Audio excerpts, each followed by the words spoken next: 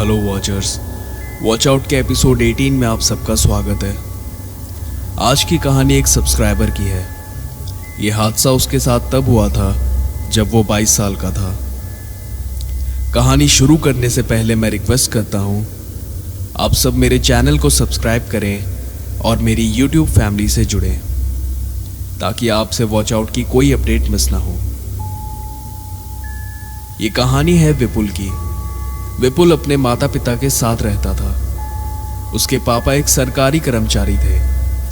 काम के सिलसिले से वो अक्सर शहर के बाहर रहते थे। घर में अपनी माँ के साथ वो अकेले रहता था। विपुल पढ़ने लिखने में काफ़ी तेज था। 1999 में अपनी ग्रेजुएशन पूरी करने के 4 महीने बाद उसकी जॉब लग गई। उसका ऑफिस उसके घर से 32 किलोमीटर दूर था।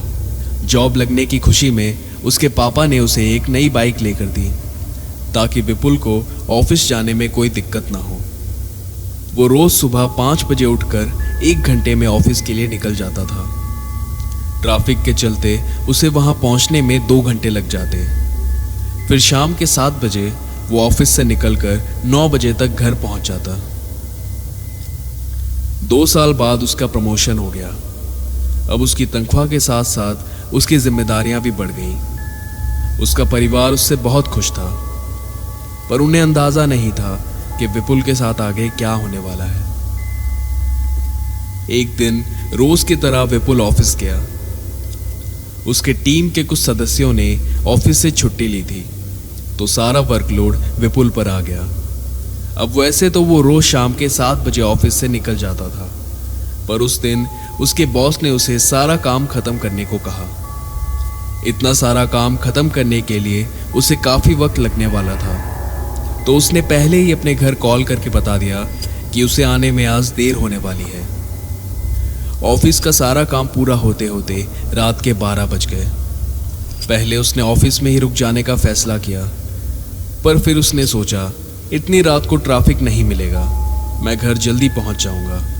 उसने अपना कैबिन लॉक किया, गार्ड को चाबी दी और घर की ओर निकल गया।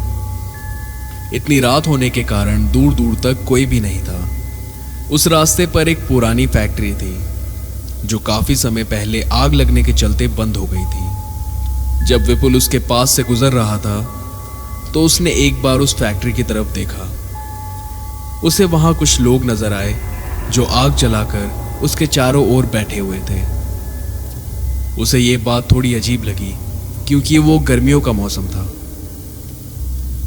पर उसने ज्यादा ध्यान नहीं दिया और आगे चला गया। कुछ देर बाद उसे वही फैक्ट्री वापस नजर आई।